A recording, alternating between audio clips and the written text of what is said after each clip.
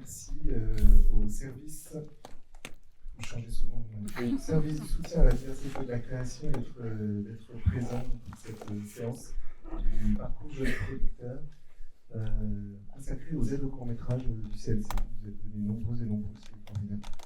Merci d'être là. Donc, sont présents Valère Zisman-Singer, chef de service adjoint du service du soutien à la diversité de la création, Morad Kertobi, chargé de mission court-métrage et première œuvre, Mathilde Piriou, chargé de mission commission premier film, donc qu'on appelle aussi AVR1, Nadia Le Bihan, chargée de mission commission autre film, AVR2, et Marine Kouatalem, chargée de mission au Fonds d'aide à l'innovation documentaire.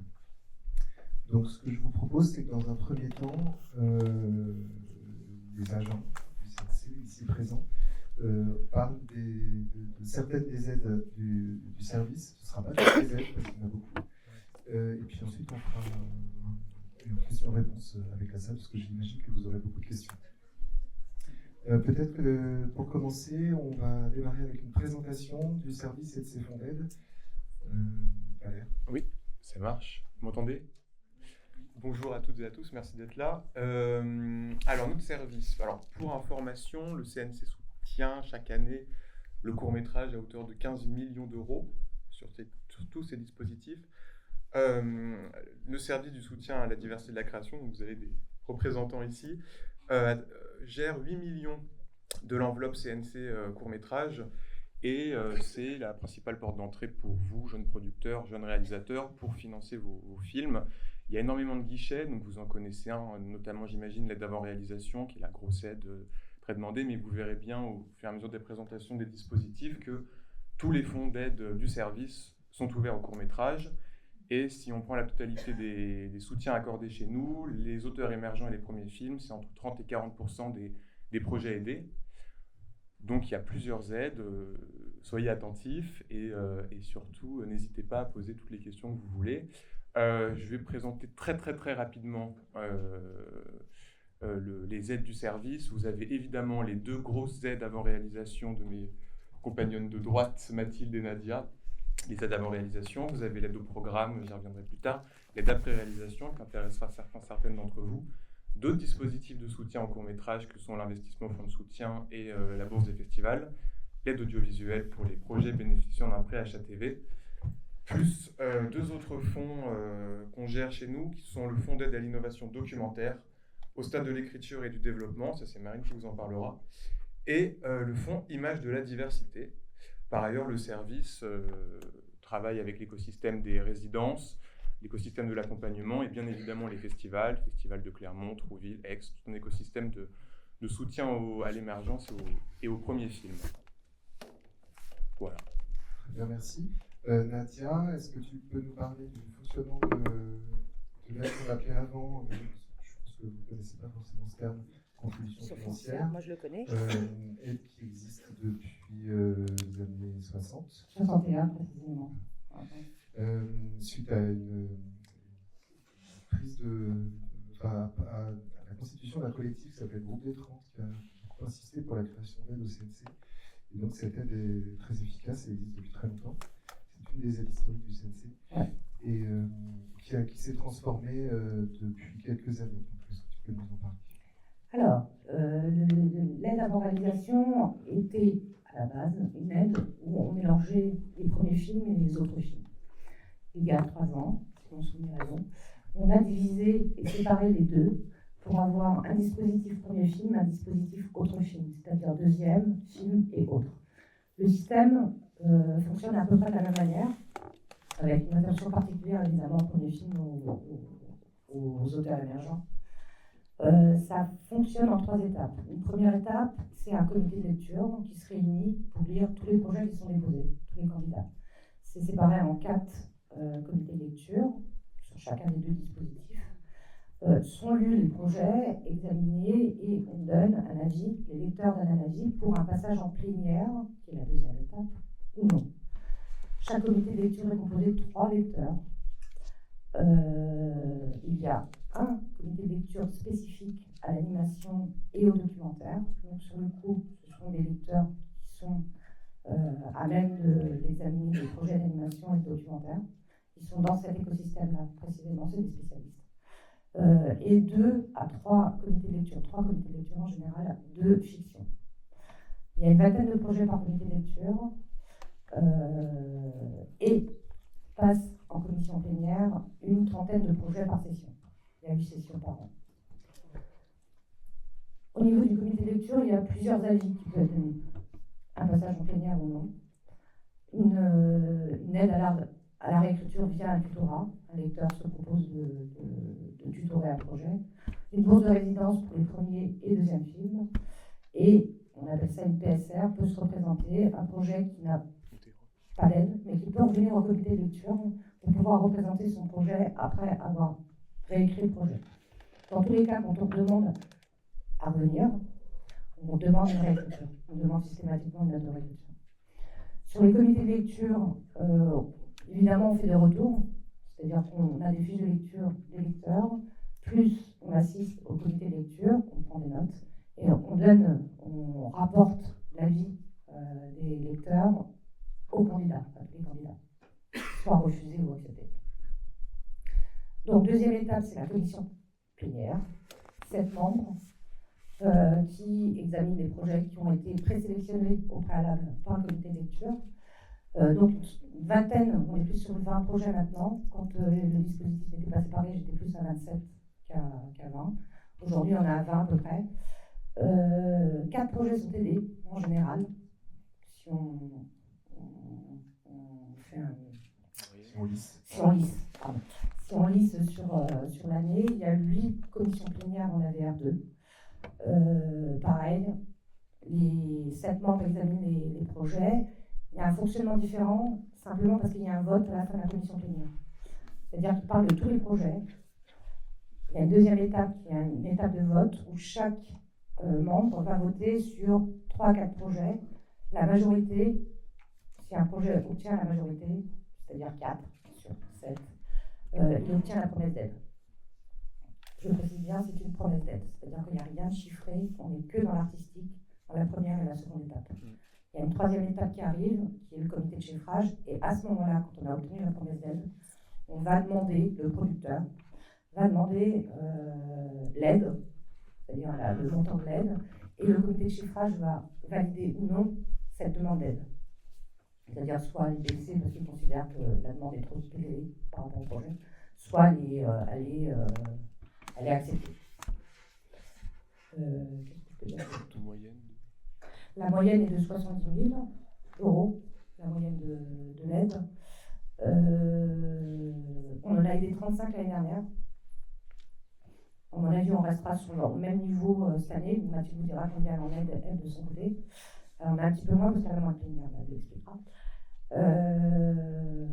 Voilà. Qu'est-ce que je peux vous dire de plus ? Peut-être que tu peux dire un mot sur l'aide complémentaire à la musique, puisque ça se passe au moment du chiffrage. Absolument. Vous pouvez demander une aide à la musique, qui est une aide complémentaire, donc il faut avoir obtenu au préalable l'aide avant réalisation pour pouvoir la demander, et elle se demande au stade du chiffrage. Elle est à peu près en moyenne à 3 000 euros. Enfin, non, 3 000 euros c'est le maximum, mais on tourne en général autour de 3 000 euros. Il y a un complément de l'aide avant réalisation. J'ai oublié une chose. Il y a des aides à la réécriture qui sont attribuées au niveau de la commission plénière. Je vous ai expliqué toutes les étapes de réécriture qu'il y a en comité de lecture. En commission plénière, il y en a 3 possibles en fait. Donc vous obtenez l'aide, très bien. Vous êtes refusé définitivement quand vous avez passé 2 fois, quand vous êtes passé 2 fois au comité de lecture ou 2 fois en commission plénière. C'est un refus définitif, vous ne pouvez plus représenter votre projet. Vous pouvez être ajourné, c'est-à-dire que vous n'êtes pas très loin d'obtenir, en général c'est ce qui se passe, vous êtes le 6e, le 5e, le 6e, et d'un coup ils ont beaucoup apprécié le projet, mais par rapport aux autres projets, il manque peut-être des choses, ils vous demandent de revenir directement en plénière, où il y a une aide à la réécriture qui, en général, est accompagnée par un membre de la commission. Voilà. Et imaginons que j'ai un projet qui passe 2 fois en plénière, qui est refusé 2 fois, et puis je me dis, je vais essayer de trouver une solution pour que ça repasse, donc je change de titre, je change de synopsis et je change la première page du scénario. Est-ce que, je ne sais pas un conseil que je donne, hein, c'est pour... Non, mais je vais tout de suite répondre. On arrive à retrouver entre... Alors, il faut changer vraiment bien le synopsis, quoi. Parce qu'on arrive à... En fait, on a un parcours des projets. Donc, on a évidemment le nom de l'auteur, à peu près où ça se passe, le nom du producteur. On arrive à relier, en fait, les informations pour savoir que le projet est le même. Des fois, ça nous échappe. C'est vrai. Ah. Et puis, les membres de la commission sont quand même aussi des lecteurs. Ils suivent le projet. Voilà, et M. Bonpoint aussi. Et quand un projet revient et qu'on l'a déjà lu, on s'en souvient en général. Absolument. C'est parce que je n'ai pas été lectrice, c'est pour ça que je n'avais pas fait.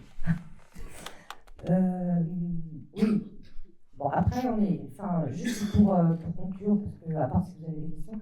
Ce sera après. Ça sera après, pardon. Il ne faut pas avoir une idée un petit peu préconçue de l'aide à l'organisation. Les lecteurs ainsi que les membres sont des personnes bienveillantes, en fait.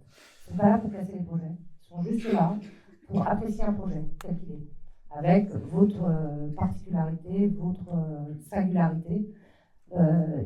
C'est très sélectif, c'est une réalité, mais il faut être sincère avec son projet, déterminé aussi. Et ne pas imaginer qu'ils sont là pour casser les projets. Pas du tout. Ils sont vraiment là avec beaucoup de bienveillance, voire des fois trop. Bon. Voilà. Est-ce que j'ai bien fini? C'est bon. Mathilde, peux-tu nous parler du volet premier film de l'aide à l'organisation? Oui, merci Nadia. Juste pour bien adapter ce que je vais dire, est-ce que ceux qui sont réalisateurs peuvent lever la main dans la salle, s'il vous plaît? Ah oui, d'accord.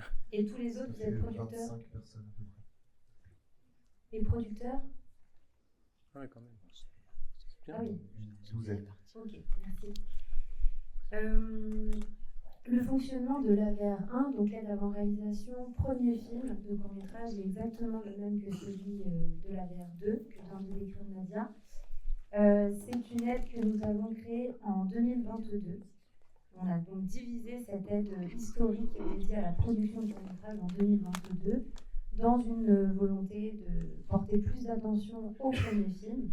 Et là, ça faisait suite aussi à un dispositif qu'on a mis en place en 2021 qui s'appelle Jeunes sortis d'école et qui attribuait des bourses à des personnes qui venaient juste d'être diplômées. Si vous étiez là la semaine dernière, on a projeté dans la tête un orage de Clément Perrault qui a bénéficié de cette bourse-là. Ça nous a permis de réfléchir à la façon de mieux accompagner les personnes qui voulaient commencer à faire du cinéma.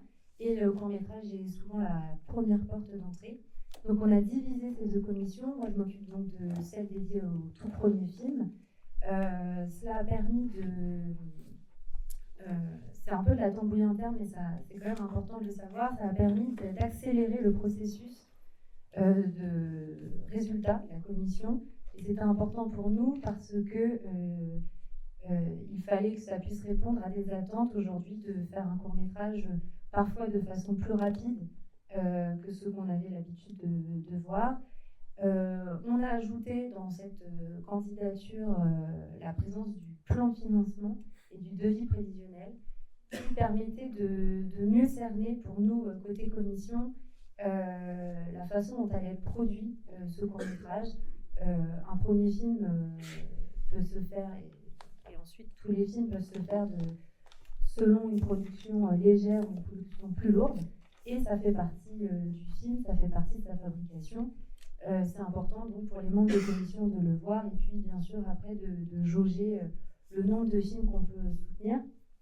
On aide un petit peu plus de courts-métrages en fait depuis qu'on a divisé les deux commissions. La petite particularité de ce fonds qui existe maintenant depuis presque 3 ans, au premier film, c'est vraiment sa capacité à s'être adaptée au fur et à mesure à ce qu'on a pu voir des candidatures, des jeunes auteurs, mais aussi des jeunes sociétés de production qui accompagnent pour la première fois des courts-métrages, avec plusieurs dispositifs d'accompagnement, comme on les appelle, qui vont dont vont bénéficier certains candidats qui vont candidater à la VR1. Donc Nadia en a cité quelques-uns. Il y a donc, je les liste, il y en a 3 principaux. Ce sont le tutorat par l'un des membres de la commission, l'aide à la réécriture qui a un montant de 2 000 € pour la société de production, et les bourses de résidence qui vont entrer en fait la participation de l'auteur à une résidence d'écriture partout en France prise en charge par le CNC. Ces 3 dispositifs-là, je les cite parce que ça fait partie d'une politique assez engagée de la part du CNC pour la jeune création, pour l'émergence, comme on l'appelle. C'est important pour nous, mais c'est à savoir que ce n'est pas vous, les candidats, qui demandez ces dispositifs-là d'accompagnement. Ça s'inscrit vraiment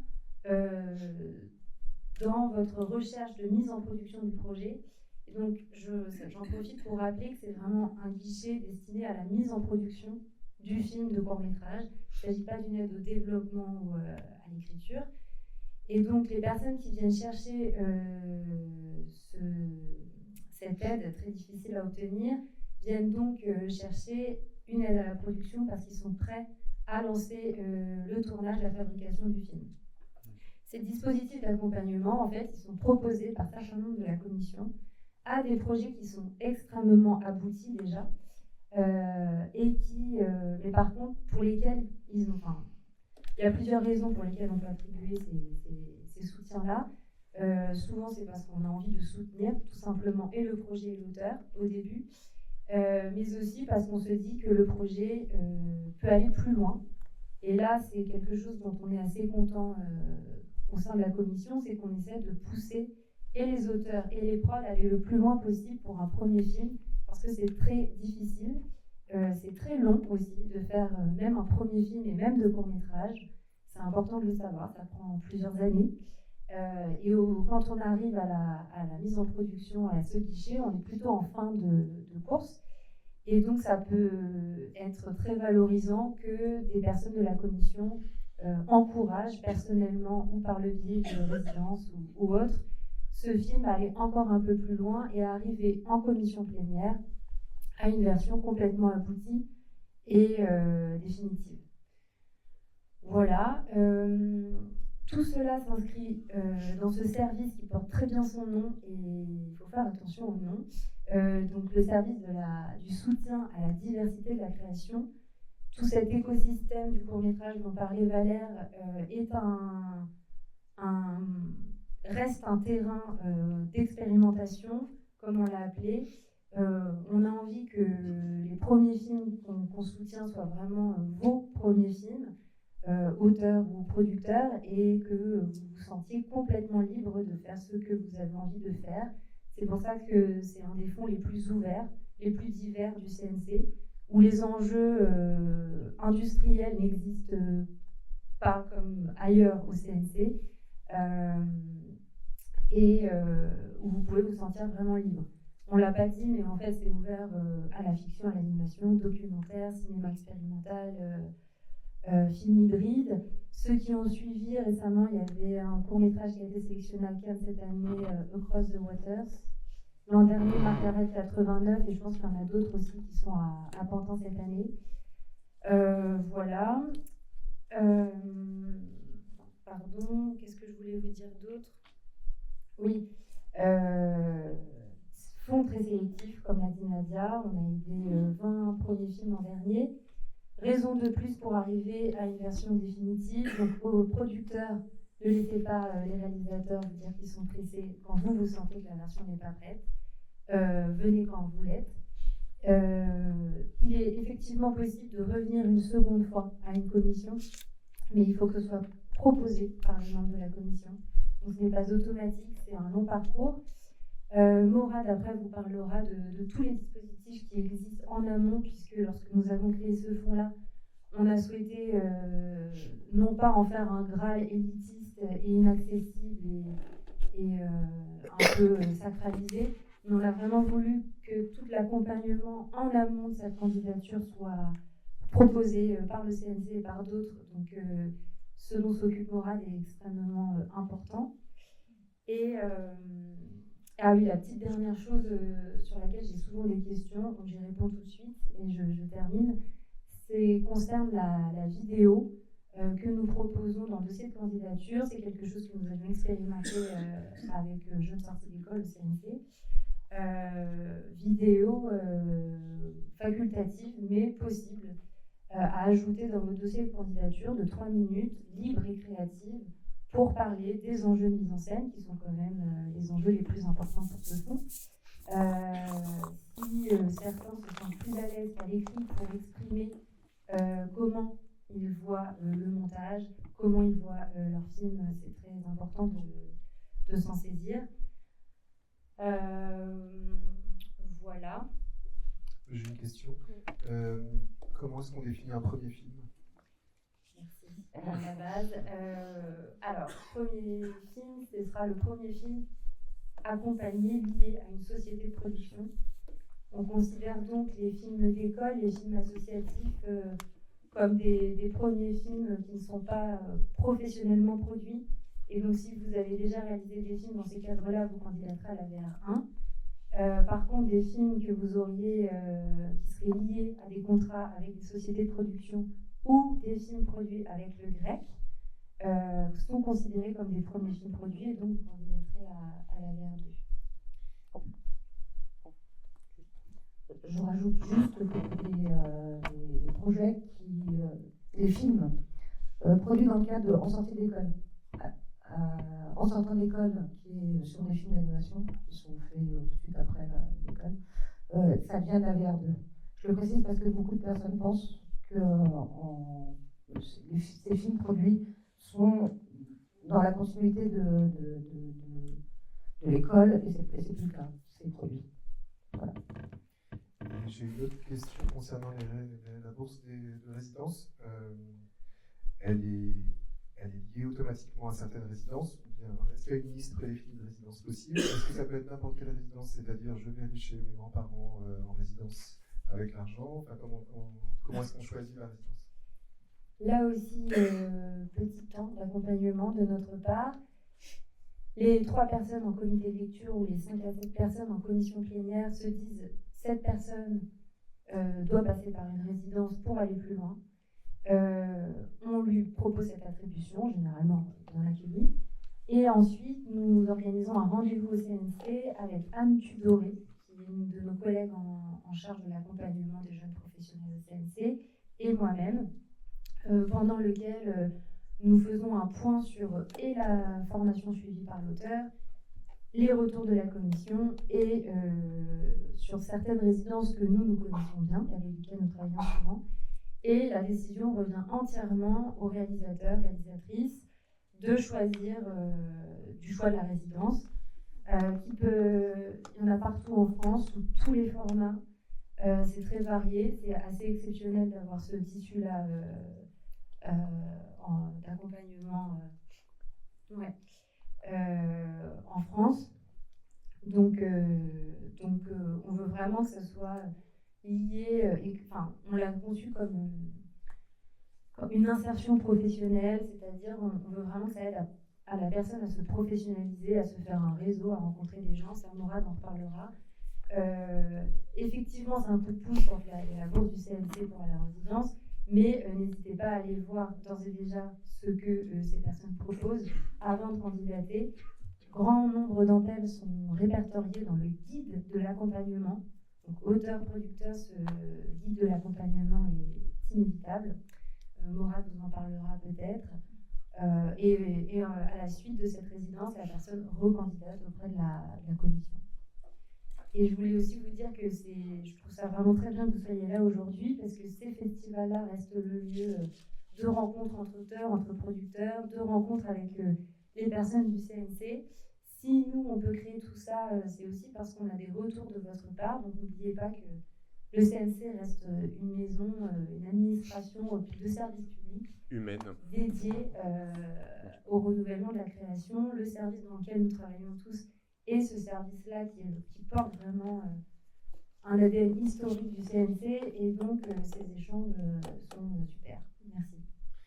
J'ai encore une dernière question pour vous deux.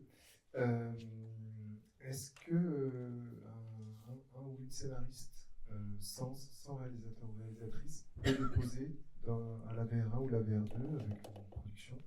Est-ce que ça arrive? Est-ce que ça arrive jamais? C'est très rare. Mais est-ce que c'est autorisé? C'est autorisé. On peut déposer avec ou sans producteur, scénariste toute seule, mais ça n'arrive jamais à la VR1. Ça n'arrive jamais parce que un auteur, il faut une note de réalisation. Donc un scénariste qui arrive seul à déposer son projet, même s'il est accompagné par une société de production, il va avoir du mal à poser sa note de réalisation. Et la note de réalisation fait partie du dossier, en sachant que tout est en huis clos. Il faut quand même avoir un dossier qui soit conséquent en termes artistiques et que chaque lecteur, chaque membre puisse comprendre ce que vous voulez faire et quel film vous voulez faire. Un scénariste sans note de réalisation, ça risque d'être compliqué. Merci. Valère, Ça marche? Ça marche un peu. Ouais, ça marche un peu. donc Valère, peux-tu nous parler alors soit de l'après-réalisation, soit de programme choisi dans quel ordre? Je vais prendre l'après-réalisation, c'est plus facile, puis je vous laisserai le gros du... l'aide d'après-réalisation, ça peut vous intéresser. Alors, c'est une aide qui s'appelait jusqu'à assez récemment le prix de qualité et qui récompense des œuvres réalisées, finies, sur des critères formels, artistiques. Pour postuler à cette aide, il faut que le film ait demandé ou reçu un visa d'exploitation sur l'année N ou l'année N-1. C'est le critère. Et comment on a un visa d'exploitation? Il faut immatriculer le film au RCA. Donc là, vous nous reconnaissez comme administration, donc vous regarderez sur le site RCA, comment... registre du cinéma, registre du cinéma et de l'audiovisuel. Tout est sur le site internet du CNC. Voilà, c'est une formalité, c'est pas très compliqué, mais c'est du temps, il faut l'avoir en tête pour postuler. C'est pas si simple. C'est long. C'est long. C'est un contrat et tout ça. Alors important, cette aide peut être donnée à des autoproductions, sous certains critères, ou bien sûr à des films produits. Dans tous les cas, si vous détenez l'aide, enfin si vous obtenez l'aide, 30% minimum du montant de l'aide doit revenir au réalisateur, réalisatrice, singulier comme pluriel. Pour des coréals, c'est pareil, et donc 70% maximum pour le producteur ou les coproducteurs. Alors, à noter, on ne prend pas pour cette aide, les films d'école, les films de fin d'études ne sont pas éligibles. Et dans le cadre d'une autoproduction, pour ne pas avoir un flux de projets, enfin de films finis qui ferait qu'on ne ferait plus que ça, il faut répondre à un des 4 critères que vous retrouverez sur le site, que sont soit avoir été sélectionné, que ce film a été sélectionné dans un festival de catégorie 1, soit que le film ait eu un préachat TV, soit que le film fasse partie du catalogue de l'extra-court, soit que le film ait reçu le prix Jean Vigo ou soit nominé au César. Je conviens que ce n'est pas le critère le plus facile à remplir. Pour les autoproductions, il n'y a pas d'autres critères que ceux d'une société de production établie en France, etc. Vous trouverez les règles sur le site. Alors évidemment, ce sont des montants bien moins importants que chez Mathilde et Nadia, puisque ce n'est pas une aide à la réalisation, c'est un coup de pouce pour le film suivant. Et là aussi, donc on a 8 commissions annuelles, avec comme sur tous les fonds du CNC, des producteurs, des réalisateurs, des exploitants, des programmateurs. Et vous avez pour ce dispositif là aussi une aide complémentaire à la musique. Pour vous donner une idée, les montants attribués au projet fluctuent entre 5, 6 et 7 000 euros, avec des aides complémentaires à la musique à 1 000 euros, reversées exclusivement aux compositeurs. Voilà. Quand tu dis que c'est un coup de pouce pour le film suivant, il n'y a pas de contrainte sur le fait que ce soit réservé ou... Non, vous pouvez partir en vacances avec la somme, on n'ira pas vérifier. Mais disons que là, alors à la différence aussi des fonds de Mathilde et Nadia pour lesquels il y a des retours des avis de la commission très importants et qui, dans le parcours des producteurs et des réalisateurs, comptent et marquent. Pour les aides après réalisation, il n'y a pas de retour de la commission, puisque de la même manière que quand vous envoyez un film en festival, vous sollicitez un prix, vous n'avez pas de retour qualitatif sur le projet, ce projet étant déjà fini. Voilà. Merci. Et concernant l'aide au programme? Alors, l'aide au programme. on va faire un cœur. Alors, l'aide au programme, c'est une aide qu'on a créée au CNC en 2000, qui est une aide qui a permis de répondre à une forme de frustration des porteurs de projets, puisque l'aide avant réalisation est très sélective, les délais d'instruction sont ce qu'ils sont, et que donc il a fallu penser une autre aide pour permettre aux producteurs de partir en production plus rapidement et de ne pas obtenir une aide CNC que sur la base d'un scénario.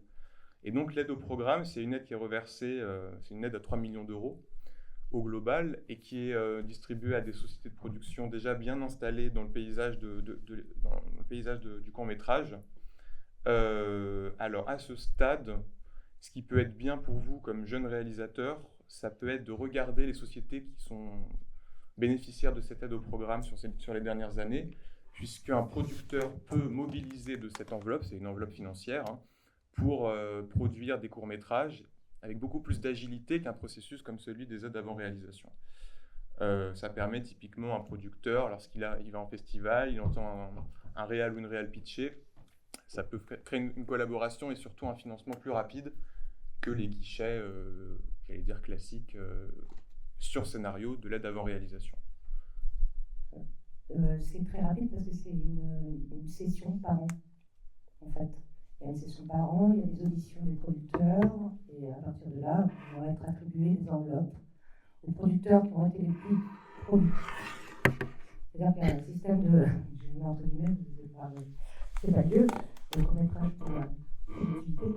Néanmoins, ils accumulent un certain nombre de points sur les films produits, les films projetés, les prix reçus, ce qui leur permet d'être dans une liste, d'être en haut ou en bas, et d'obtenir une enveloppe financière plus ou moins haute, selon le nombre de points qu'ils ont obtenus. Et l'enveloppe va de...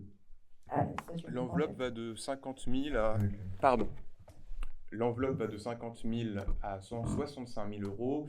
Et cette année, on a donné 6 aides au développement à des jeunes sociétés émergentes qui n'avaient jamais été bénéficiaires de cette aide au programme. Voilà, pour des jeunes sociétés de production, ça peut être bien de se renseigner, d'en parler avec d'autres sociétés plus établies, entre guillemets, pour voir comment cette aide fonctionne. Puisque voilà, elle est moins connue, mais sachez que le CNC l'abonde monte au même niveau que l'aide avant réalisation. Donc pour nous, c'est une aide vraiment importante. Et dans les festivals, donc celui-ci, mais beaucoup d'autres, on note que les films bénéficiaires de l'aide au programme sont très nombreux aussi. Donc voilà. C'est une manière pour le CNC d'exprimer sa confiance vers les producteurs et les productrices, c'est quand même très important et ça laisse en effet la possibilité aux productrices et aux producteurs de lancer la production de films qui ne pourraient pas trouver de financement dans un chemin classique de financement parce qu'ils sont atypiques à leur manière, d'une façon ou d'une autre, trop dans le genre, ou trop ambitieux, ou mal écrit. Mal écrit. Non, c'est pas vrai. Non, ça permet... Mal écrit peut être très intéressant à la réalisation. Ça permet une certaine liberté au producteur, en fait. Ça lui permet s'il a une enveloppe de, je sais pas, 80 000 ou 70 000, prenons 70 000 puisque c'est l'aide moyenne à l'aide avant réalisation, il n'est pas obligé de faire qu'un seul film. Il peut, selon son économie, faire un film moindre, un moindre budget, et faire 2 films avec les 70 000. Il n'a pas d'obligation de... Il peut en faire jusqu'à 5, non? Il peut en faire jusqu'à 5. 70. C'est rare, c'est plutôt 3.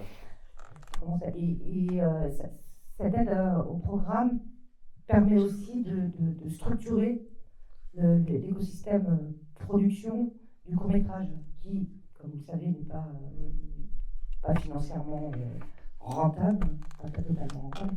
Ça permet d'avoir des sociétés qui s'ancrent dans ce paysage. Donc, c'est pour ça aussi qu'il y a des nouveaux producteurs qui rentrent à l'aide au programme et qui, on espère, perdureront pour pouvoir être plus solides. Il y a un système très complexe de points qu'on ne va évidemment pas expliquer. Mais en gros, on va quand même jusqu'à peu près 5 points. Et puis, comme ce système de calcul des points a été conçu avec les productrices et les producteurs, enfin, je veux dire, c'est pas le CNC seul, c'est en concertation. Du coup, il y a un lissage aussi vers le haut, au bout du compte, ce qui fait que toutes les sociétés qui ont des films qui marchent se retrouvent à peu près dans un mouchoir de poche à 95%, je ne sais pas où c'est aujourd'hui, mais quelque chose comme ça. Ce qui fait que ça donne beaucoup de pouvoir à la commission et donc à l'oral. Et donc les prods viennent défendre leur projet à l'oral devant une douzaine de personnes, une dizaine de personnes. 9. Ouais. Et donc voilà, c'est une aide qui est très difficile pas forcément très difficile à obtenir, en tout cas qui ne s'obtient pas dès la première année de l'existence d'une société de production. Je crois qu'il y a quelques années, on disait qu'il fallait 3 ou 4 ans avant de pouvoir commencer à accéder à cette aide. Ouais, je pense que c'est le cas. Ouais, on arrête sur les deux programmes. Non, bon, Marine, concernant le Fonds d'aide à l'innovation audiovisuelle et des documentaires, tu es là depuis quelques années et c'est une aide à l'écriture et au développement. Exactement. Bonjour à tous. Merci d'être présents. Je vais vous parler un peu de documentaire. Je ne sais pas s'il y a des documentaristes, des auteurs, des producteurs de documentaires dans la salle. On a un petit peu quand même. Bon. Ouais. Donc effectivement, oui, moi je suis au CNC depuis 2019. Donc je m'occupe de ce fonds qui est très ancien, le Fonds d'aide à l'innovation, qui s'appelait Fonds d'aide à l'innovation audiovisuelle, qui s'appelle maintenant Fonds d'aide à l'innovation documentaire, parce que c'est un fonds qui va soutenir des documentaires qui vont être distribués dans les salles de cinéma, beaucoup pour le cinéma, beaucoup pour les festivals, et puis aussi sur des chaînes de télévision qui sont quand même des gros financeurs du documentaire. Alors donc, ce fonds, comme tous les fonds d'aide du service du soutien à la diversité de la création, c'est un fonds qui s'adresse aux émergents, aux auteurs émergents, mais pas que, aussi à des auteurs un peu plus confirmés, voire très confirmés. Mais néanmoins, tous les jeunes auteurs qui veulent se lancer dans un premier documentaire peuvent donc candidater à ce fonds. Donc il y a 20% à peu près des projets de films documentaires aidés sur cette aide qui sont des courts-métrages.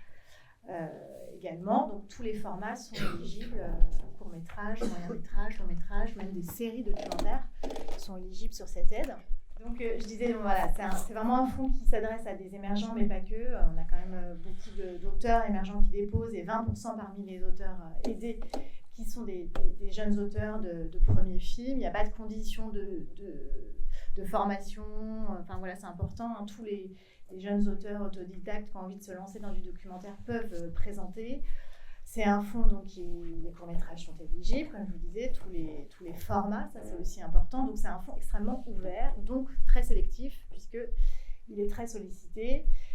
Sa particularité, c'est de soutenir des documentaires d'auteurs, néanmoins.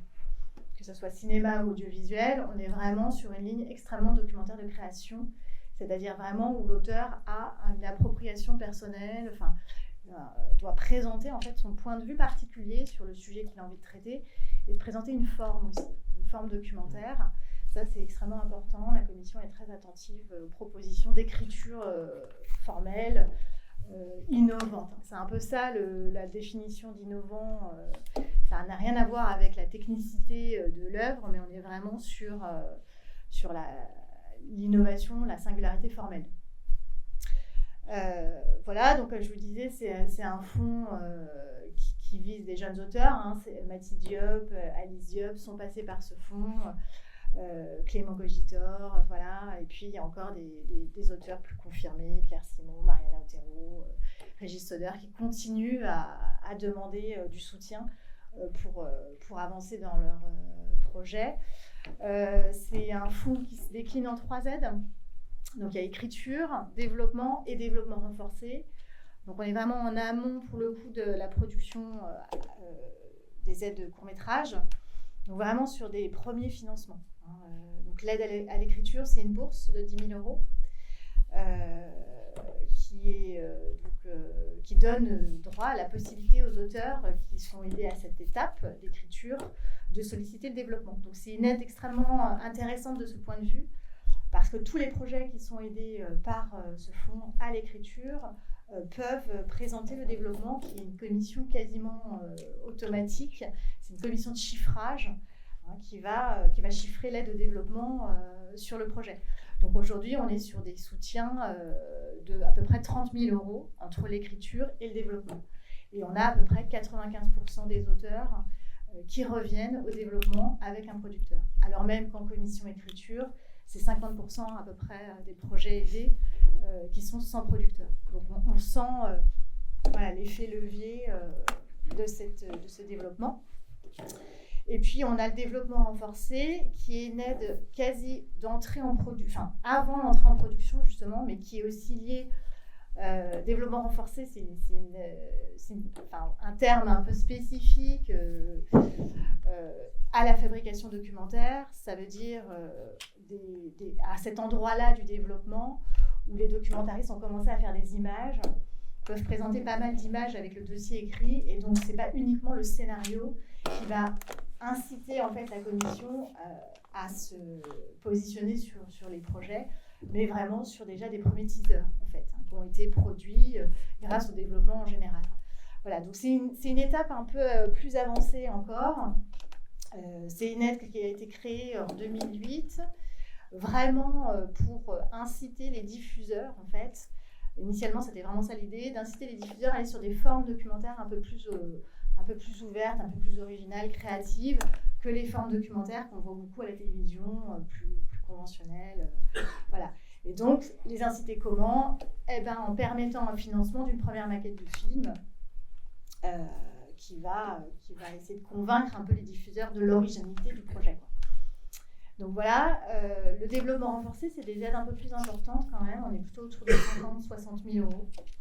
Et c'est à peu près une trentaine de projets qui sont aidés à cette étape. Et on a aussi des premiers films qui sont aidés, c'est à peu près 20%. Donc voilà à peu près comment ça se... Alors il y a combien ? Il y a 700 demandes à l'année sur l'écriture. Il y a 6 sessions qui sont organisées tous les 2 mois. Donc ça revient quand même assez régulièrement. Sur ces 700 projets, on en soutient une soixantaine à peu près. Un peu plus depuis 1 an parce que le fonds a été doublé dans le cadre de l'année du documentaire, justement. On est passé à une enveloppe budgétaire de 3,2 millions, ce qui a permis d'augmenter... Ça veut dire que ça va rebaisser ? Non. Ah non, c'est pérennisé. En tout cas, pour l'instant, il n'en est pas question. Donc c'est bien parce que ça a permis d'augmenter les aides, les montants d'aide. On est passé à 10 000, c'était 7 500 l'écriture avant. On est passé de 13 000 à 20 000 € sur le développement, donc c'est assez conséquent. Et puis, on a augmenté aussi le développement renforcé et on a augmenté le nombre de projets aidés. Donc ça, c'est vraiment très bien. On a quasiment doublé le nombre de projets aidés au développement renforcé. Donc sur ces 700, je vous disais, c'est à peu près une soixantaine de projets aidés à l'écriture et au dev, et au développement renforcé, une trentaine, à l'année. Et comment est-ce qu'on différencie l'écriture et le développement ? Et pourquoi ne pas aller directement à l'aide au développement ? Souvent, c'est des projets en fait qui ont besoin d'un temps de maturation, d'écriture, de recherche, d'exploration, de passer aux images, puis de revenir à l'écriture, parfois même de travailler le dérochage et le montage. Et c'est cette phase-là en fait qui est l'écriture-développement, qui est en fait imbriquée, contrairement un peu à la fiction peut-être, où là on est vraiment dans la fabrication de documentaires sur le terrain, où les auteurs ont besoin de temps en fait pour travailler leur sujet, les lieux, les gens avec qui ils vont travailler en fait. Et c'est toute cette phase-là qui est financée au stade de l'écriture et du développement. Et donc peut-être pour faire des premières images, même si on a beaucoup d'auteurs qui arrivent déjà avec des images à l'écriture. En fait, l'écriture, c'est une quinzaine de pages d'intentions majoritairement. C'est-à-dire quelles sont les intentions de l'auteur, quelles sont les intentions formelles de mise en scène. Et puis parfois, et je dirais même la moitié en fait, ont déjà des images, des rushs, des choses à présenter, du lieu, de leur rapport avec leurs personnages, etc. Donc il y a déjà ça qui est posé, mais voilà, la phase de développement, elle est en cours, elle est en exploration, et donc souvent la phase d'écriture-développement, c'est pour préparer un teaser. Préparer un teaser qui est ensuite à présenter dans les festivals, dans les work in progress.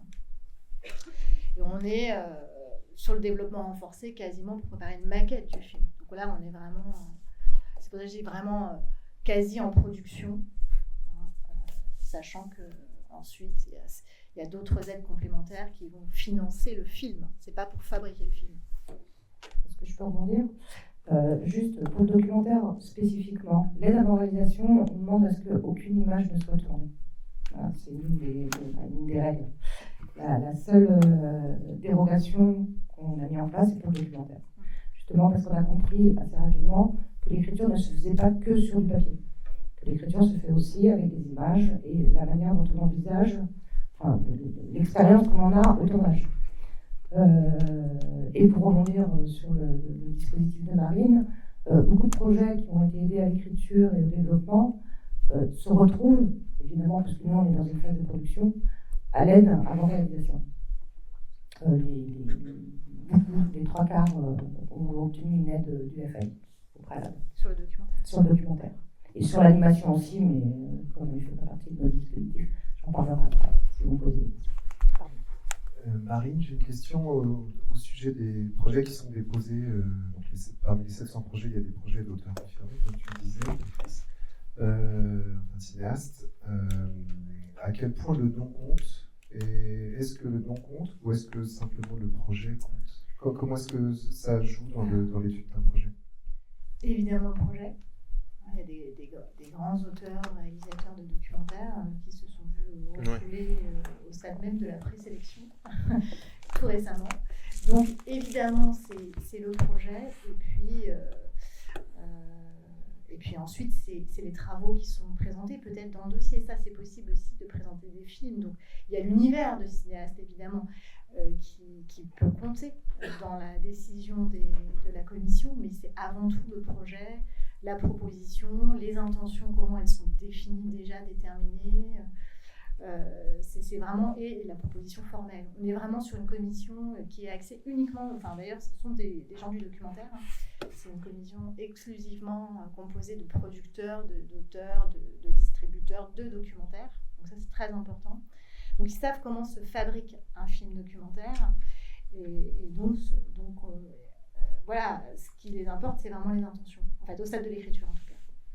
Et puis les images souvent quand même si c'est des rushs brutes. Morad, peux-tu nous parler de... Alors j'ai noté l'importance de l'accompagnement et de la mise en réseau, mais j'ai plein de choses à dire sur le sujet. Sachant que Morad est au service court-métrage depuis une bonne vingtaine d'années. 1442. Avant Jésus-Christ. Et au CNC depuis 30 ans. Ouais. Quelque chose comme ça. Oui, alors effectivement, tous mes collègues vous ont fait un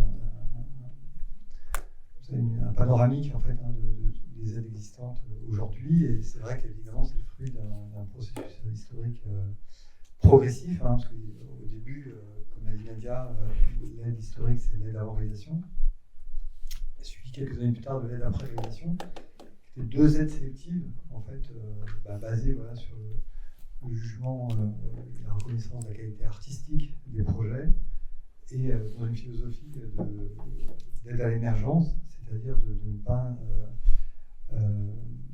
instaurer de prérequis,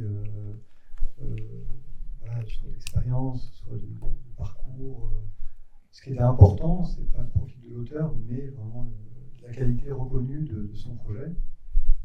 Et donc, plusieurs années plus tard, plusieurs décennies plus tard, effectivement, l'aide au programme a été mise en place pour reconnaître en fait, et structurer la filière de production en France, et suivi ensuite effectivement de l'aide audiovisuelle pour compléter voilà, les différentes manières finalement de pouvoir être aidé par le CNC sur un projet, donc plus seulement sur les critères artistiques, mais sur d'autres critères de portage par un producteur ou d'engagement d'un diffuseur. Donc tout ça pour dire qu'en fait, aujourd'hui on est dans un contexte où on aide à peu près 300 films par an, et on arrive à aider, au-delà de ce volume important, une très grande diversité en fait, de projets du point de vue artistique et de profils d'auteurs et de producteurs. Donc ça, c'est vraiment ça le point important qu'on souhaite retenir. En fait, c'est vraiment le fait qu'il y a plusieurs entrées possibles. Il n'y a plus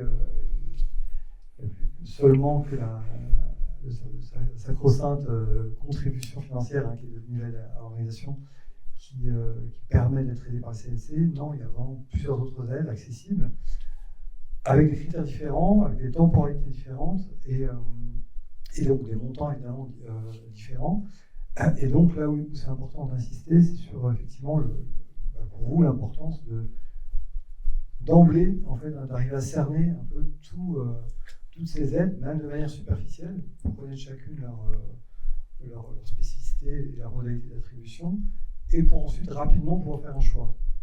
Tout ça pour, en fait, c'était l'objectif de la création, de la subdivision de l'aide à l'organisation en 2 collèges, pour désengorger la commission d'aide de projets qui, malheureusement, arrivaient un peu trop prématurément, faute d'expérience et de connaissance de tout ce qui est attendu en fait, de la commission. Et donc, pour faire face à cette problématique, ce revers de la médaille d'un système d'aide très ouvert qui encourage la création émergente et la singularité, c'est ce flux en fait, important de projets dont on se félicite, mais sur lequel aussi on avait des réserves en fait, sur le problème de la maturité artistique de chaque projet, et qu'un constat de gâchis, un peu de bonnes idées, bonnes intentions de filmique, mais un manque de maturation artistique qui fait que les projets arrivaient un petit peu au casse-pipe, entre guillemets, en commission. Et donc c'est pour ça qu'on a pris toutes ces mesures en fait, pour améliorer en fait, le fonctionnement de ces commissions d'aide, ces différents dispositifs qui se complètent tous les uns envers les autres. Et donc moi effectivement je me suis positionné sur ce travail en amont en fait, de mieux canaliser, mieux orienter, mieux conseiller les porteurs de projets pour éviter en fait de vous faire perdre du temps, de l'énergie, de l'espoir, et de faire les bons choix le plus tôt possible. Donc en termes d'accompagnement par exemple, effectivement l'idée c'est que avant de postuler à l'aide à l'organisation, Mathilde et Nadia l'ont rappelé, qui est extrêmement sélective, il n'y a que 4% des projets qui sont soutenus, il faut vraiment essayer de réfléchir et d'être outillé en fait, pour prendre la bonne décision de est-ce qu'on candidate, on maintient sa candidature à cette commission d'aide, ou est-ce qu'on cherche une alternative vers ces autres aides du CNC, voire même à l'extérieur du CNC, notamment au GREC ou dans les collectivités territoriales. Et donc pour ça, on essaie de vous aider en fait, à déjà identifier tous les espaces, tous les lieux, ressources, que ce soit les sites internet du CNC ou d'autres organisations, ou des lieux physiques, comme les festivals, Nadia l'a rappelé, qui sont des lieux extrêmement importants, comme ici, pour faire des rencontres avec des collaborateurs, des producteurs, des partenaires, des financeurs. Enfin, c'est vraiment le lieu idéal pour faire des rencontres directes et pouvoir faire avancer son projet. Et donc, cet écosystème-là, effectivement, de ressources et de lieux, doit vous permettre en fait, de mieux conscientiser l'état de maturation, de maturité de vos projets, et de prendre les bonnes décisions sur à quelle porte frapper en fait, pour pouvoir concrétiser efficacement son projet. Et donc pour ça, il faut arbitrer en fait, entre différents paramètres. Est-ce que j'ai besoin de beaucoup d'argent, 10, 50, 100, 200 000 euros? Est-ce que je suis extrêmement pressé de tourner demain, après-demain, dans 6 mois, dans 2 ans? Quelle est effectivement aussi la matière artistique que j'ai rédigée, développée, écrite, dessinée, pour justement convaincre mes interlocuteurs, que ce soit un producteur, un scénariste, un comédien, un financeur.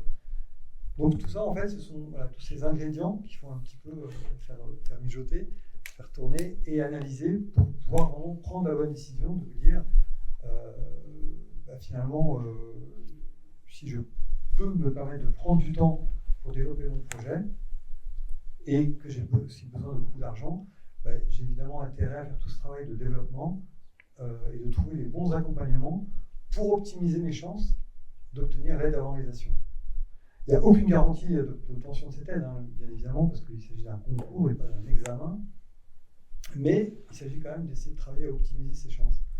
Donc c'est pour ça qu'on travaille aussi à vous permettre, à vous faciliter en fait, l'identification de tous ces lieux, la maison du film, la résidence de culture, le GREC, le bureau des auteurs du CNC, la SACD, il y a de plus en plus de tabouches.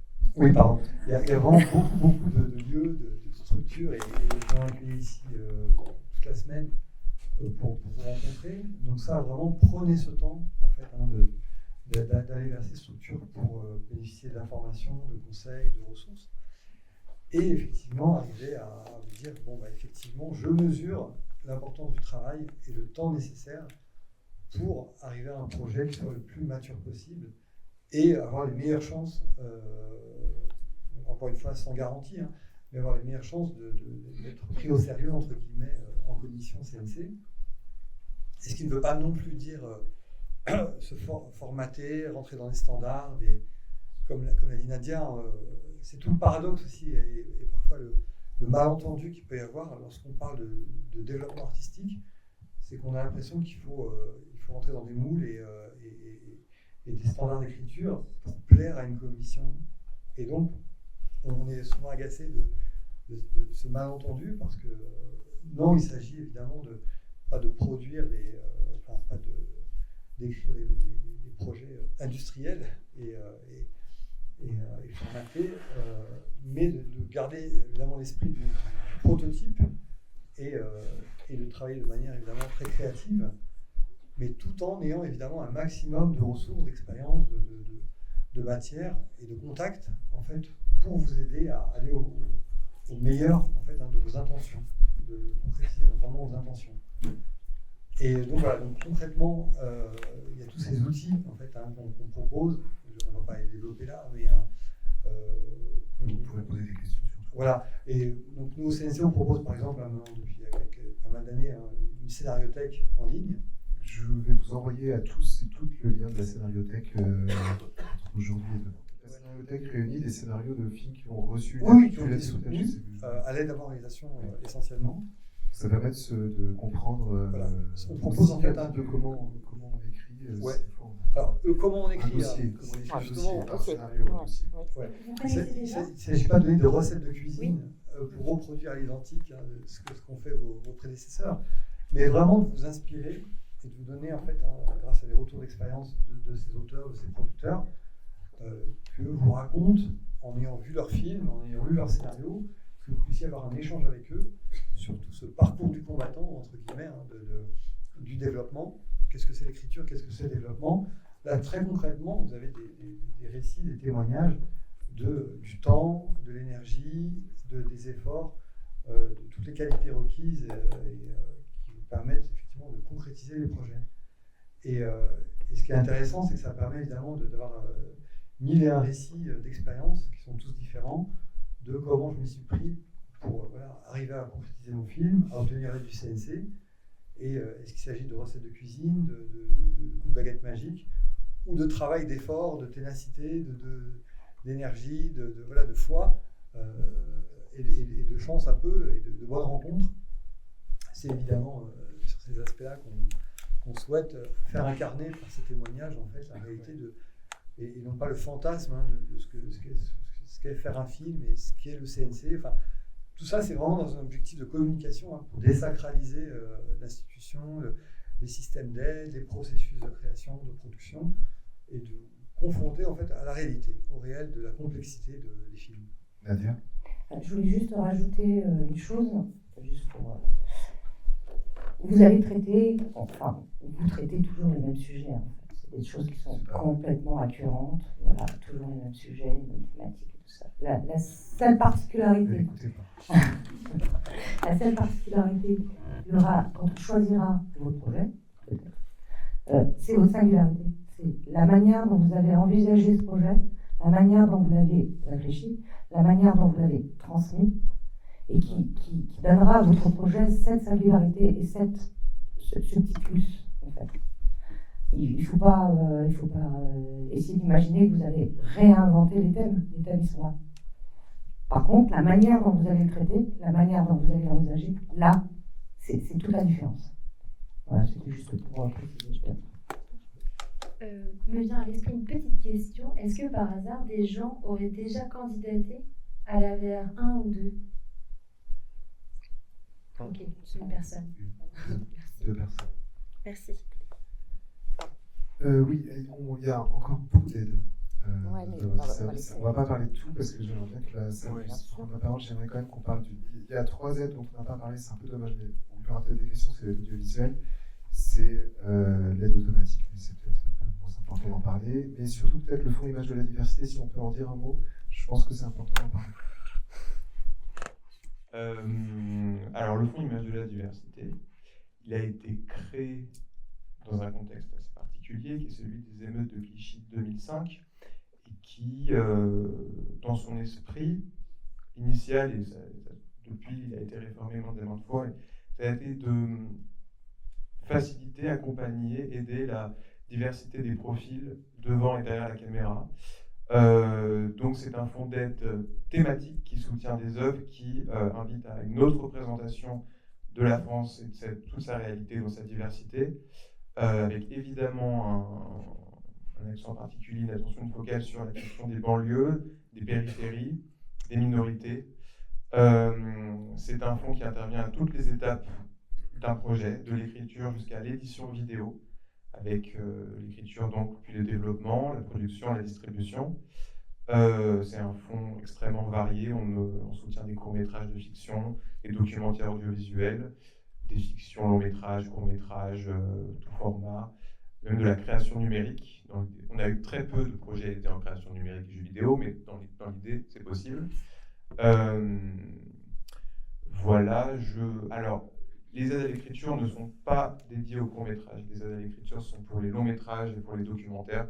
On ne peut pas donner d'aide à l'écriture en court-métrage au CNC. On pourrait, mais ce serait, vous laissez imaginer. Donc du coup, ce sont des aides du développement pour ce fonds-là, pour le court-métrage.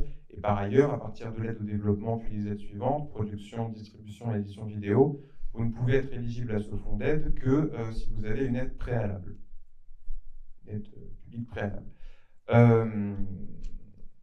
Pour les aides à l'écriture, pour vos projets de long métrage ou projets documentaires, unitaires ou sériels, vous passerez, si vous êtes déclaré, si les comités de lecture valident votre projet, vous passez devant une commission en audition, vous venez pitcher votre projet. Pour vous donner une idée, la commission est actuellement présidée par Rachid Ami, pour la France. Il était jusqu'à récemment présidé par Pape Ndiaye, qui a été depuis légèrement occupé, qu'il a fallu remplacer. Reda Kateb, Alain Magoncourt, enfin voilà. C'est un fonds extrêmement ouvert et ça peut être pour vos projets, là aussi, un lieu à privilégier puisqu'on est sur 30% de premiers films sur ce dispositif. Bien évidemment, il y a des critères thématiques d'éligibilité. La notion de diversité pourrait en débattre pendant des années. Donc vous trouverez la définition CNC de la diversité sur le site. Il y a 4 critères de diversité. À noter que par exemple la diversité de genre n'est pas pour l'instant dans le fonds Image de la diversité. Puisque voilà, la création de ce fonds sera attachée à une autre histoire. Mais on a quand même une acception qui est suffisamment large pour avoir des projets extrêmement variés. Des Misérables, La ligne d'aveu du poulet, je ne sais plus, je crois qu'à Pantin, il y a quand même quelques films passés par cette commission. Voilà, regarde, je ne les ai plus en tête. Mais, voilà. Donc, là aussi, un fonds à regarder de près pour vos premiers films. Tout d'abord, merci. J'avais 2 questions. Je voulais d'abord vous demander, je ne sais pas si vous l'avez dit, mais quelle est la personne référente, par exemple, si on a des questions par rapport à l'aide la plus adaptée à notre projet? Est-ce qu'il y a une personne avec qui on peut communiquer? Ce jeune homme. En fait, oui, étant donné que vous avez à 95% les mêmes questions, en fait, on organise maintenant depuis quelques années, mais de manière non obligatoire, en fait, ce qu'on appelle une réunion premier dépôt. Donc, avant même de pouvoir déposer votre candidature, on organise mensuellement en visio des réunions, ce matin, où effectivement, c'est un peu ce format d'échange collectif avec toutes les questions qui peuvent se poser. Et donc, voilà, je vous invite à regarder sur le site, vous pourrez vous inscrire à une prochaine, le 10 juillet, je crois, la prochaine. Et s'il y a extrême urgence, vous envoyez un email, je vous répondrai. Mais l'idée, c'est de partager aussi avec d'autres des questions qui, a priori, sont similaires. Et je voulais savoir aussi, est-ce qu'on peut déposer 2 projets à la fois ou pas? En tant qu'auteur, non. En tant que producteur, oui, mais en tant qu'auteur, c'est un seul. Dans une catégorie ou dans plusieurs catégories? Qu'est-ce que vous appelez catégorie? Déposer une aide, un projet en aide avant réalisation, par exemple, et un autre projet en aide même stade déjà d'avancement des projets. Donc, il faut déjà, par exemple, là, justement être clair sur est-ce qu'on est en écriture, en développement ou prêt, mis en production. Donc, le fait déjà d'être clair là-dessus répond à la question, en fait, hein, parce que les écritures, Et vous ne pouvez pas déposer un même projet à plusieurs aides au CNC en même temps. Donc, de toute façon, un projet ne peut obtenir qu'une seule aide à l'écriture, par exemple, du CNC. Mais après, il y a des compatibilités, et puis en fonction de l'état d'avancement du projet, oui, bien sûr, vous pouvez déposer à plusieurs fois. oui, il y a des cumuls possibles, évidemment, mais l'important, c'est de respecter effectivement une chronologie rationnelle. Et vous parliez d'un même projet à différents stades ou de deux projets différents? Deux projets différents, il n'y a pas de souci. Bonjour, moi j'avais une question. Est-ce que vous privilégiez les projets qui ont déjà un producteur ou une productrice avec eux, ou vous les mettez au même niveau? Alors ça, tout dépend du mécanisme dont vous parlez. Si c'est l'aide avant réalisation, comme on l'a dit, on n'est que sur les critères artistiques. On ne se préoccupe pas du tout de qui produit le projet, en tout cas au premier stade de la réalisation artistique. Ensuite, si votre projet est retenu, il passe à l'étape du chiffrage, et là on va s'intéresser à qui vous produit, et on va s'intéresser aux paramètres financiers, budgétaires, etc. Mais dans un premier temps, en fait, vraiment l'ADN de la VR1 ou 2, c'est l'artistique. Et tout ça est rien que ça. Et sur les autres aides, dont on n'a pas eu le temps de développer, mais l'aide au programme, l'aide automatique, l'aide audiovisuelle, là on s'intéresse effectivement au producteur.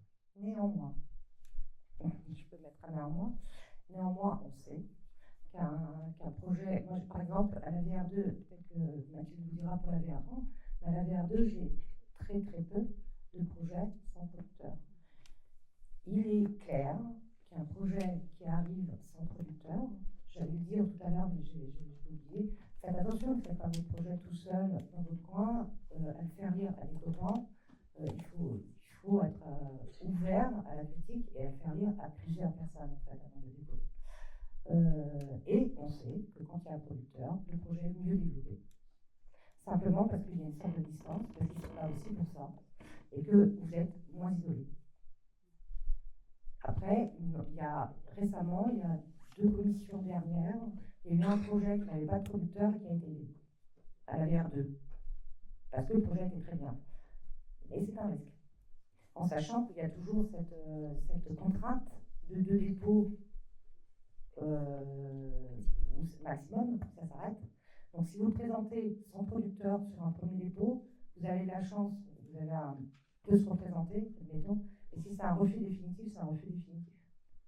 Donc il faut peut-être mieux trouver un producteur, en sachant que c'est une aide à la production. Donc logiquement, il faudrait que vous ayez un producteur avant. Mais Mourad a raison, c'est vraiment sur le critère artistique. Juste une question sur la VR1 et la VR2. J'ai un auteur qui a déjà eu le CNC Talent, qui a eu un producteur pour son montage, c'est-à-dire qu'au moment du montage, il a finalement signé avec un producteur. Là, moi, je l'accompagne sur un autre projet. Est-ce qu'on considère qu'il a été accompagné avec un producteur, puisque le CNC Talent, la signature même en post-prod du producteur, veut dire que du coup on passe à la VR2? C'est ça, c'est la VR2, sauf si c'était un clip, mais CNC Talent à mon avis non. Non, c'est pas un clip. Donc à VR2, mais dites-vous bien qu'à la VR2, il y a donc beaucoup de films portés par des auteurs dont c'est le profil presque le premier film ou deuxième film. D'accord, donc c'est pas quelque chose qui est... Est-ce que ça fait un peu peur que la VR2, on se dit on va faire quelque chose d'encore plus sélectif Non, on est toujours dans l'artistique, de toute façon.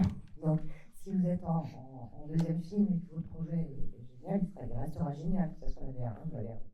En l'occurrence, il est indiqué sur tous les ordres du jour, si c'est des deuxième films, troisième films, quatrième films, cinquième films. On a un parcours de l'auteur. Donc ils sont très attentifs aussi au deuxième film. Après, on ne va pas faire 5 dispositifs, premier film, deuxième film, quatrième film, cinquième film. Mais ne vous inquiétez pas, quand je dis qu'il y a de la bienveillance, ils sont vraiment bienveillants, ils font très attention à ce genre de choses. Donc, pas d'inquiétude. Et hélas, oui, si le projet a été produit, oui, il sera en allergie. Je peux témoigner, puisque je crois qu'on n'est que 2 à avoir déjà présenté des films. Et moi, j'ai présenté des films, un qui a été refusé complètement, et un a un qui a été refusé, mais avec un permis de se représenter. Et à chaque fois, les retours ont été très constructifs. On espère, sinon ça ne fait rien nous, quand on fait le Le retour, c'est très compliqué, j'imagine, puisque tu as des points positifs, vous avez des points positifs et des points négatifs, et il faut faire une synthèse. Comment est-ce que vous assistez aux commissions? Donc j'imagine que c'est une synthèse très complexe entre ce que vous avez entendu en commission et ce qui a été écrit en fiche de lecture par... c'est une synthèse entre les notes qu'on prend en comité ou en commission et les fiches de lecture qu'on nous envoie. Ensuite, il y a des choses qui ressortent des commissions et des comités de lecture qui paraissent être des points importants à transformer, à changer, à améliorer sur un projet. Donc on s'attarde là-dessus, sur les choses qui paraissent importantes à la commission. Mais après, ça c'est la sensation. En gros, on n'a pas de grille, on n'a pas il faut cocher ça, mais ça n'a pas été nous. Donc je dirais que c'est de l'expérience. Ce que je voulais dire, c'est prendre en compte le fait s'il y a des remarques qui reviennent souvent sur un même projet. Ça, c'est important de le dire. Bon, bah là, ça fait quasi l'unanimité qu'il y a un problème à cet endroit-là, du scénario, etc. Et quand c'est des remarques ponctuelles, le préciser aussi. Essayer de retranscrire le plus possible, en fait, quand même, les tendances, des retours, que ce soit en commission ou en présélection. Et quand il y a des divergences, le préciser aussi. Oui, ouais, et ajouter juste que, nous ne demandons pas aux membres de commission de faire une consultation sur le scénario. Je l'ai dit surtout pour les premiers films parce qu'il y a beaucoup d'attentes sur ces retours-là. Donc effectivement, on essaie de fournir une synthèse constructive, mais il ne s'agira pas d'un rendez-vous de 20 minutes pendant lequel on détaille scénario page à page. Et ça, c'est aussi parce que le CNC n'a pas à dire ce que doit être le projet. Ça reste votre film avant tout. Ne faites jamais un film pour une commission, ce serait trop triste, surtout au début, en cours et en premier film. Il y a des structures qui font ce travail-là de retour sur scénario, que vous allez aller voir avant de candidater, si vous avez bien suivi. Voilà, et aussi le cruel jeu des commissions fait que les retours peuvent être complètement différents d'une journée à une autre selon les personnes. Ça, c'est aussi à retenir, mais à garder en tête le conseil de Marine, très précieux. Si vous êtes prod et que vous entendez 2-3 fois le même retour sur votre projet, évidemment, il y a un sens derrière, mais sinon, ça reste extrêmement subjectif. Oui, moi j'avais une question concernant l'extension de l'aide, enfin de l'avant-réalisation sur la musique. Je voulais savoir si ça pouvait comprendre l'achat de droits musicaux pour les musiques préexistantes. D'accord ? Non, musique originale. Deuxième question, c'est concernant le documentaire. Je me demandais comment c'était possible de défendre un documentaire audiovisuel, donc, mais avec une vision en plus auteur, plus de liberté, quoi. En présentant le plus clairement possible vos intentions dans le dossier, en fait. Je sais pas si... Enfin, essayer d'être assez clair, et c'est ça la difficulté dans les dossiers d'écriture pour du documentaire, donc sans vraiment scénario, mais présenter un peu le film que vous avez en tête. Voilà, donc axer vraiment sur vos intentions d'auteur. Et ça peut être aussi formellement... le Fonds d'aide à l'innovation soutient aussi des projets de cinéma direct. Ça peut être aussi des formes assez classiques, mais avec un regard très particulier, très auteur en fait. Une relation très particulière avec le personnage. Enfin voilà, il y a plein de manières, différentes manières de présenter un film documentaire. Je parle à chaque fois c'est différent. Mais voilà, il y a ces intentions-là, c'est vraiment la part la plus importante. Et puis après, il y a les images, les rushs. Parfois, il y a tester et présenter quelques images, ça peut être pas mal en commission, même à stade d'écriture. Si je réponds à votre question. Bonjour. Plusieurs questions par rapport à un projet spécifique pour lequel j'avais eu l'aide sortie d'école. Comment vous appelez? Anaïda Lavelle. Ah oui, d'accord, ok. Et merci de m'avoir introduit. Donc depuis, le projet il a un petit peu avancé. Je suis partie en résidence au Sénégal et donc j'ai d'animation. Donc à partir de ce cas spécifique, voilà, j'ai plusieurs questions. C'est un film d'animation. Et donc en étant partie, j'ai pris pas mal d'enregistrements sonores et aujourd'hui je suis dans une position où j'hésite un petit peu encore entre une forme fictionnelle et une forme documentaire. Et donc là, en vous ayant écouté, j'ai l'impression que je serais potentiellement un peu à l'état du développement parce que j'ai fait pas mal d'images d'animation, mais qui ne sont pas en mouvement pour l'instant. Et donc j'ai beaucoup de décors, j'ai des images fixes, quoi, que j'aime beaucoup. Et surtout, j'ai beaucoup d'enregistrements sonores, une quarantaine d'heures. Donc voilà, enfin, ma question c'est, quand on a eu cette première aide, après, est-ce que je peux postuler, par exemple, l'aide soit à l'écriture, soit à l'aide au développement documentaire. Et quand on a fait un projet comme ça d'animation, est-ce qu'il vaut mieux aller vers l'aide à l'animation ou bien l'aide au documentaire, d'autant plus quand on hésite entre une forme fictionnelle et une forme documentaire? Alors, bonne question. Effectivement, là, votre projet n'est pas prêt pour le stade de la production. Il y a 2 guichets qui existent au CNC, donc celui de Marine avec le stade écriture, et il y a son pendant de l'animation, qui est le fonds de l'animation du visuel animation avec concept, développement, etc. Là, pour moi, c'est pas hyper clair où en est exactement votre film. Vous pouvez candidater soit à l'un, soit à l'autre, pas les deux en même temps. Ça, c'est un peu la base des aides au CNC. On choisit son guichet, tout n'est pas cumulable. Je dis, il faut que vous sachiez exactement la part de documentaire et après vous avez déjà tourné. Peut-être venez nous voir à la fin en nous expliquant en plus en détail et on vous donnera des idées d'où aller. Et il faut que vous trouviez un prod. C'est clair. À 46 heures de son, oui, c'est mieux. Bonjour et merci tout d'abord. Petite question rapide. Est-ce que vous avez, concernant plus les aides avant réalisation 1 et 2, est-ce que vous avez un œil ou un mot à dire sur toute la partie post-production, montage et des films qui sont sélectionnés? Est-ce que vous avez un suivi, un accompagnement même? Et aussi dans la vie après en festival des films, est-ce que vous intervenez, vous restez en contact pour les films sélectionnés? Alors, quand les producteurs reçoivent un avis favorable, ils sont contents.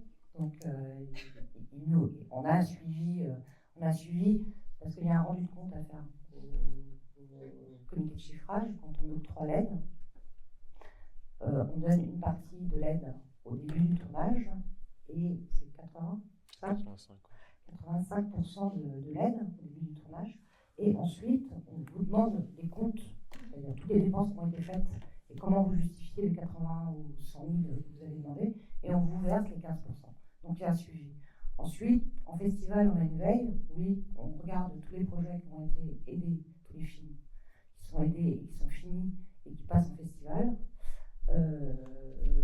Et il y a la scénariothèque. On alimente, on alimente aussi la scénariothèque avec ces projets terminés, puisque c'est un outil pédagogique, mais c'est aussi une manière d'avoir un suivi sur les projets. Nadia, je crois que la question c'était aussi est-ce qu'il y a un accompagnement à la diffusion? Ah, pardon. Donc, pour répondre, il n'y a pas d'accompagnement direct du CNC.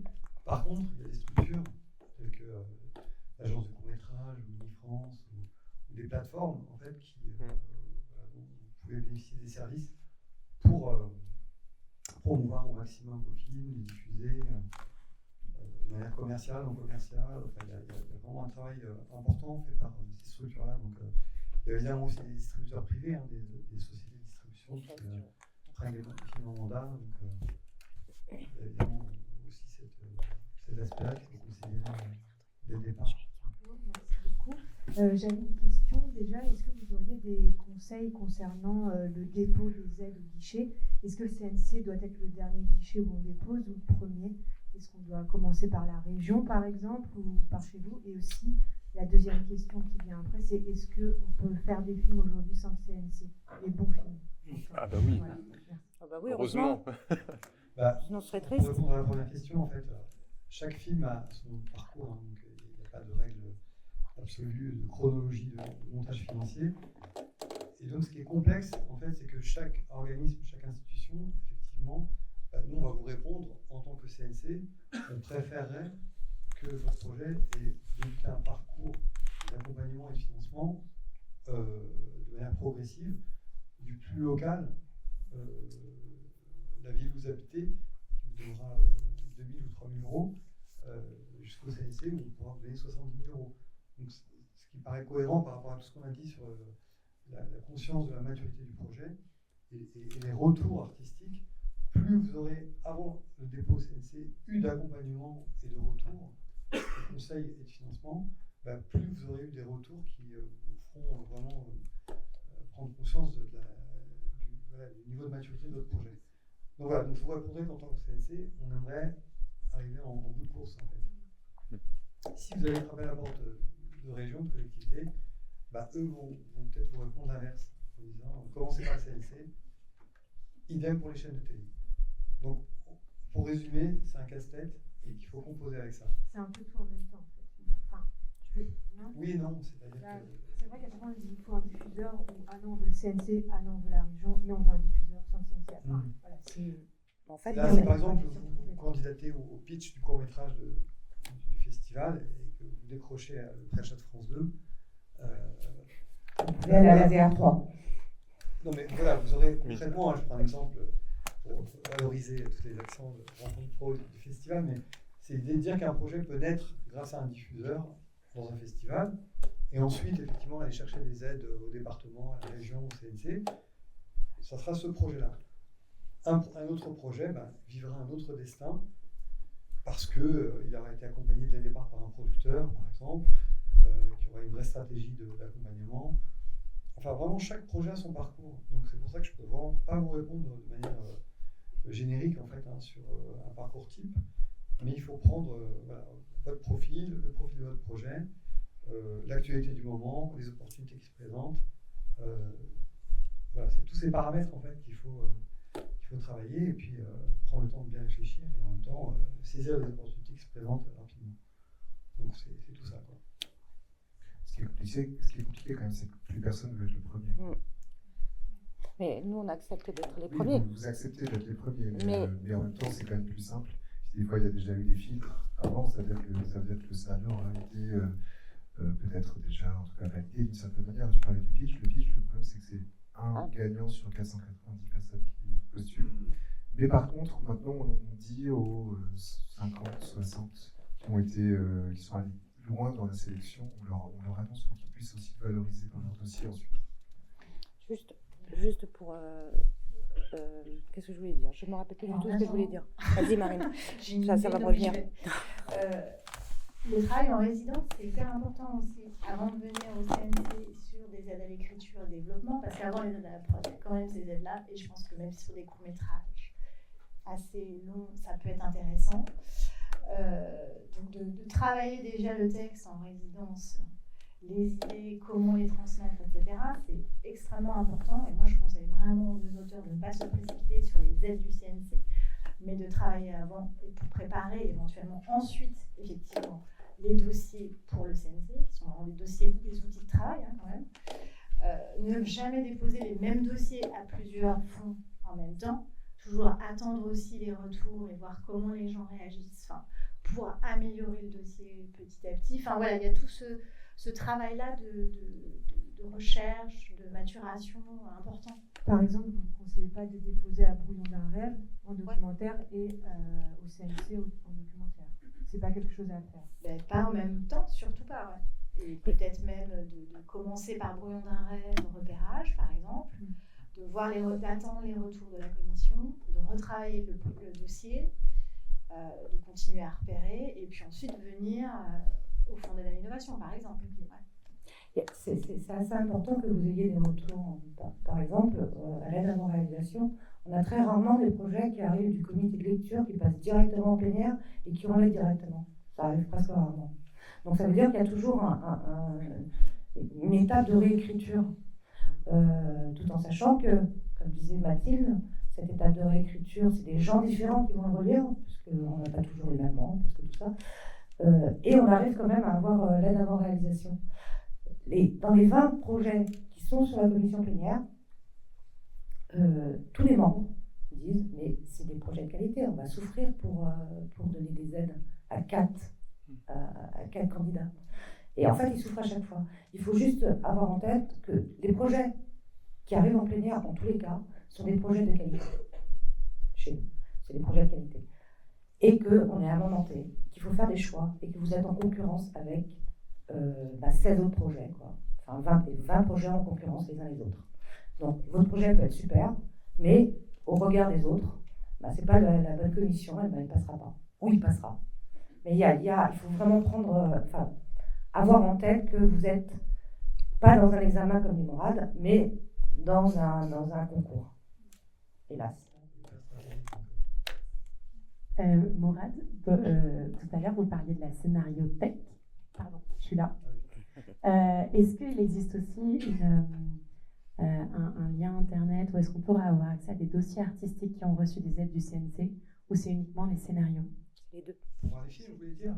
Ouais, pour voir les dossiers artistiques des films qui ont été... C'est le même dossier en fait. Ça prend tout le dossier. C'est le dossier.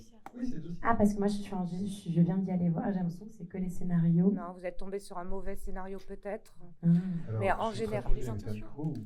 Pardon.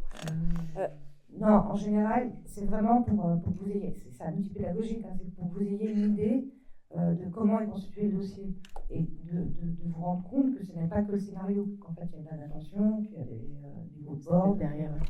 Voilà, donc vous êtes peut-être tombé à aller voir d'autres scénarios, mais vous avez le titre du projet? Non, quand j'en avais 2-3, mais peut-être que, à mon avis, le scénario est au début, et peut-être après. Tous les dossiers sont. D'accord. Mais Sébastien va vous transmettre de toute façon la liste des films que je vous ai transmise. Et profitez-en parce que vous allez voir les films, vous allez rencontrer les réalisateurs et les producteurs. Donc toutes les questions que là vous êtes en train de théoriser, vous allez pouvoir vraiment être dans des témoignages réels au cas par cas. Donc ça sera hyper intéressant pour vous. Des questions? Bonjour, merci. Moi j'ai une petite question pour Valère sur le fonds à l'image pour la diversité. Je me disais, donc là il y a une aide à l'écriture, et donc je ne sais pas si demain je suis producteur et j'ai un film qui rentre dans cette catégorie-là de la diversité. Vaut mieux que je dépose un dossier pour ce fonds, pour une aide à l'écriture, ou plutôt que j'aille à l'aide avant réalisation? Est-ce que, du coup, puisque c'est plus précis, alors, à noter que les aides peuvent se combiner. En tant que producteur, ce qui serait royal au bar, c'est d'avoir l'aide au développement de son image de la diversité, puis une aide à la production au court-métrage. Sachant que l'aide à l'écriture, évidemment, elle est reversée à l'auteur, mais l'auteur peut ou pas être accompagné déjà par un producteur. Seulement, je ne sais pas si ça répond exactement à votre question. De toute façon, IDD, c'est une aide complémentaire. Vous devez avoir déjà obtenu une première aide pour pouvoir y prétendre. même pour l'écriture, pardon. Non, pas pour l'écriture. Ah, pas pour l'écriture. Ouais, Pour l'écriture, je ne suis pas producteur, on va dire que je suis scénariste. D'accord. Je suis scénariste, donc c'est auteur-réalisateur. Ouais. Vaut mieux que je dépose mon projet dans le fond d'aide pour la diversité, IDD, ou plutôt non, aide avant parce que réalisation. nous, c'est de la production. Ah, il y a Donc, pas de ça, C'est pas vous allez d'abord à l'écriture et après. Mais un court-métrage ne peut pas être aidé en écriture. À l'image de la diversité, c'est que du long-métrage. Il n'y a pas d'aide à l'écriture, vous ne pouvez pas demander d'aide à l'écriture au CNC. Le CNC peut vous donner, chez Marine, excusez-moi, je parle au court-métrage fiction. La commission peut donner quelques aides à la réécriture de son plein gré, mais vous ne pouvez pas demander d'aide à l'écriture. Alors, juste pour que ce soit bien clair pour tout le monde, c'est une aide à la production. Après, toutes les aides intermédiaires, c'est des aides que vous ne pouvez pas demander et qui seront octroyées par les lecteurs ou par les membres. Ouais. Voilà, donc c'est assez clair. Donc les aides à l'écriture, il n'y en a pas chez nous si on reste dans le cadre demande de candidats. Il y en a une, mais vous avez peu de chance, mais n'y allez pas pour avoir une aide à l'écriture, quoi. Voilà. Réécriture, en l'occurrence.